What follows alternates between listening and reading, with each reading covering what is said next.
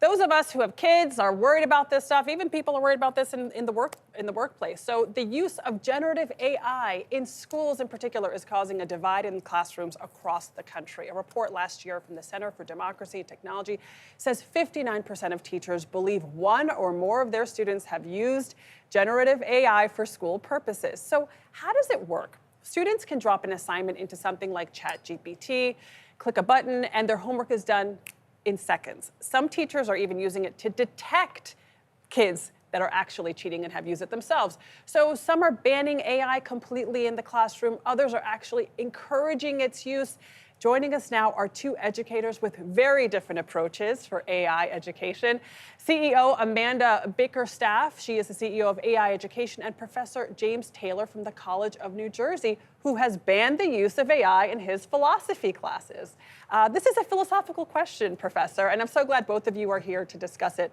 Let's first get both sides of the story. For you, Amanda, why do you think AI is a good tool for education? Well, I think that a balanced approach is important. So I don't know how far, it's going to be a debate, but I think that for us, generative AI is not going away.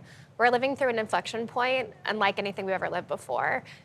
Generative AI is becoming ubiquitous in a lot of our tools and social media and devices. If you have a new iPhone, then you already have generative AI models that are in your hands.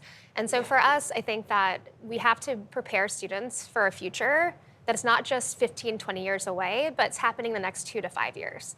And so for us, we believe very strongly that AI literacy, actually teaching kids in developmentally appropriate ways what AI is and isn't, specifically what generative AI is and isn't, and then how to use those tools responsibly, is a better approach than just outright banning. Because as soon as it's banned, it's forbidden fruit. If you have a kid, oh, you can't use this, and then they're going to be using these tools potentially in ways that could actually harm them, especially around thinking.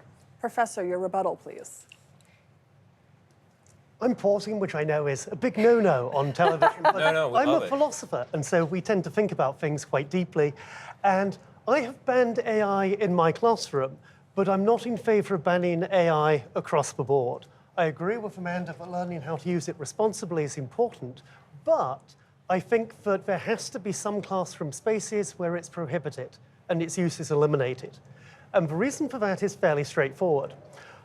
As a philosopher, my job is to get students to engage in critical thinking, to work out what their views are, to analyze the arguments of other people, to see if you can come to a consensus, or, and my students hate this, to see maybe somebody else is just wrong and you're right. And I like it when students stick to their guns and say this. But to be able to do this, what you have to do is to actually read other people's arguments, think about what they're trying to say, work out what the reasons they're given in support of their views are, assess them, and then work out your own response. So what I do, AI can do this. If you type in a prompt, boom, there's the answer. But that means that the student has now outsourced all of their thinking to a machine. They haven't worked out and developed the skills themselves.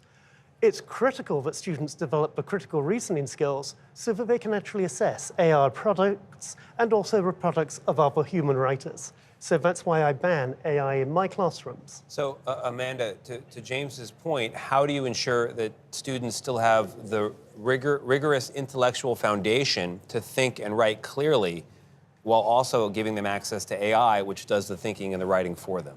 Well, I think that if you've used generative AI, you know that prompting techniques actually require some of those same skills. To use generative AI more than just generically, it requires critical thinking, it requires grit, resilience, reflection, evaluation.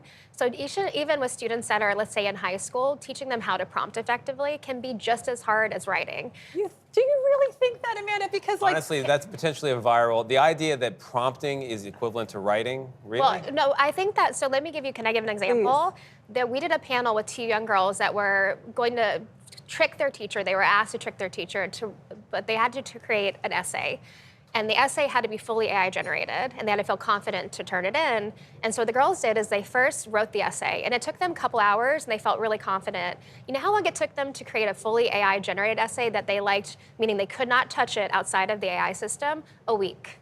And it actually, they said it was harder. It required them to learn how to actually use the tools effectively, to evaluate their voice and what they were trying to say, and to edit fully within the tool.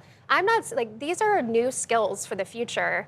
Critical thinking is something that we have to teach, and I think that elementary school is going to be more important than ever, actually working with young people to start building foundational skills that we haven't historically done very well over the last 2 decades. If you look at the NAEP scores that just came out, reading is at an all-time low in terms of like how the US is doing. So it's not that I'm saying that those skills aren't important, but I promise you, to really learn how to use generative AI to the highest level of efficacy requires a lot of skills students don't have, and that can be effective. That kid going to your classroom and having those conversations could be better suited to actually have and test and try out those same Socratic dialogues with an AI tool, and then now take those newfound skills and then go into your classroom and feel more prepared and more confident. It makes me think of, and do you have something you'd like to add, Professor? Yes, I think that Amanda's point is well taken, and that writing good prompts does actually require you to have mastery of the subject that you're addressing and know how to ask for questions. One of the things in philosophy we often say is, we don't give you the answers, we train you how to ask the right questions. So I see generative AI as a wonderful opportunity for philosophers, because what we have been doing for literally millennia is getting people to ask the right questions and to work out how to get the answers you're after before you even know what those answers are.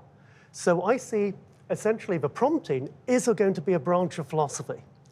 But to get there, you have to actually work out how to do this without the crutch of AI. Well, we all agree where we'd like to be. We would like our children to grow up and be educated with a foundation where they can have a conversation like this, which is complex and subtle, and have a back and forth. I hope that they can. I hope that we all win. Amanda Bickerstaff and James Taylor, thank you very much. Appreciate it.